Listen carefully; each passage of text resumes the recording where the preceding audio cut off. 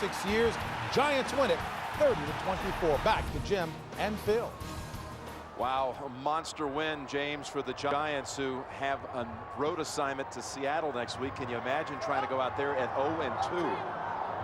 What a victory for New York over Philly. Now Plummer has the 1-1 coverage. Looking for Rod Smith, and he was turned around with Lenny Walls, the former Bronco. Great coverage. That was a good example of what we said the Kansas City Chiefs wanted to do to the Denver Broncos. It is a blitz, so that lets receivers to the outside one-on-one. Lenny Walls, what a good job. Looking back the whole time, and if it had been a pretty good throw by Jake Plummer, I believe Lenny Walls would have had a chance for an interception. So it'll be third down. Third down and 7 coming. Extra receiver along with Brandon Marshall.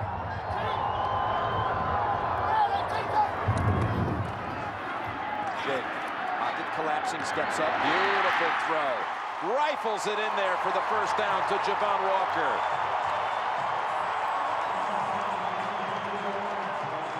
'20-yard gain, and what a toss this time by Plummer. One thing you do not want to do to a quarterback, you do not want to give him an open lane to step up and see down the field. And Javon Walker, Ty Law is all over him, but tough catch, and it gets Javon Walker excited. Coming off a knee injury, dropped a couple last week, but when you watch that game, one thing that jumped out at me when I saw Javon Walker, this guy is different than most wide receivers in the NFL. First down from the 44. They set up the screen, and it was influenced. It was actually tipped by James Reed, who played for Coach Herm Edwards at the New York Jets. Well, and James Reed sitting at home, nowhere to go, not on a football team, and his wife, that's right, calls Herm Edwards and says, "Hey, Coach. Hey, Coach. Will you talk to James, please?" And he said, "Sure." Put him on the phone. They talked. They brought him out for a tryout. He looked pretty good, so they signed him. Now he's starting. But that was in June, too, so it wasn't like they signed him in April and gave him a chance to work with the team for a few weeks or a few months. Second down and 10. Plummer looking left. Nice snag at Smith into Kansas City territory, and Smith is down.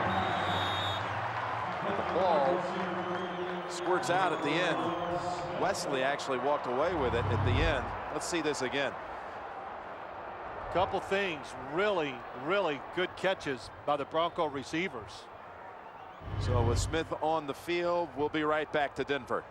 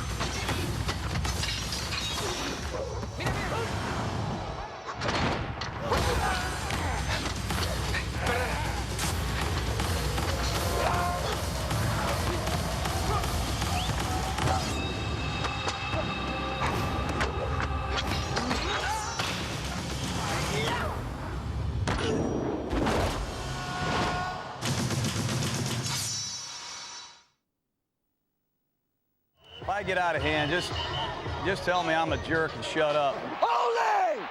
No grounding! How many flags are on that play? Well, we're getting nitpicky now, Gary. Just call it both ways. That's all I'm going to say. That better be 15 yards! 15 yards? You guys make more things up. Did you call that? That's a good call.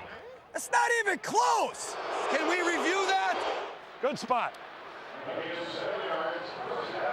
Just need a little help.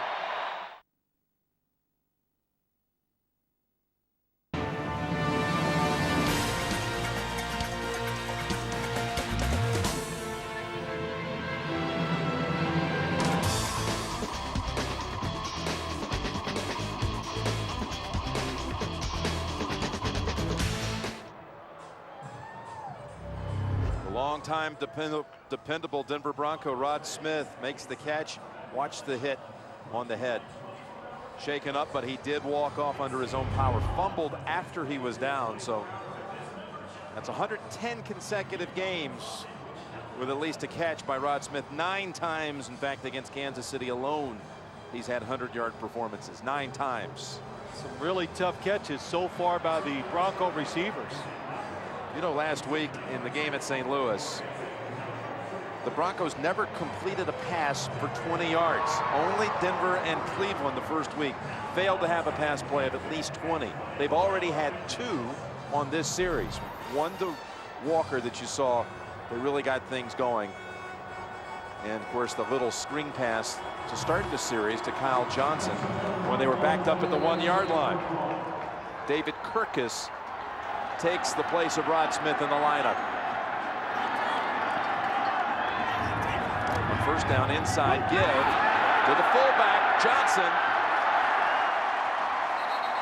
Kyle Johnson with 2 big plays on this drive. This one for 16. Spread the defense out. They get Mike Bell going the opposite way, and the Kansas City defense, hey, they're not used to seeing the fullback run the football for the Denver Broncos. All of them running the outside as Johnson runs up the middle. Now at the 26-yard line. Denver finding some success, splitting the tight end out and opening up the defense of the Chiefs. Quick throw over to Alexander, who makes the first player, Jared Page, miss and steps ahead for 4 yards. They've been using Page a lot in that secondary for Kansas City, as Sammy Knight has been out for a couple of series, and we saw Ty Law shaken up. Lenny Walls has been out there. There is Jared Page, a rookie from UCLA. Yeah, I saw him taking a lot of snaps with the first team, even during warm-up. So maybe they're unhappy with the play of Sammy Knight, or maybe he was shaken up and we didn't see it on the field. Law shaken up, but he's ready to go back in. He's got the helmet on. 2nd down, 6. With Mike Bell in the backfield, but Plummer, pressure at his feet, able to lob it away, incomplete. Jim, I was just getting ready to say, Kansas City, they've given up some first downs. Denver's moving the football. So Gunther Cunningham is probably sitting up in the booth. He's getting mad, so there's only one thing to do when you get mad, and that's blitz. And that's what did Ty Law tell us last night? Just that. Hey, you could count on it. No matter what our goal is in the game or our game plan, if it starts going wrong, Gunther gets mad, and let's just blitz him and hit him in the mouth. We're already inside 4 minutes to go in the first half. Shoot, I'm not even warmed up. I know the game has only been, what, 50 minutes old, and we're nearing halftime. It has been physical, and I saw the improvement. I saw a different Kansas City defense last week against the Bengals, and they've continued it so far here against the Denver Broncos. Law is back in for that Kansas City defense. 3rd down, and Mike Bell is swarmed under.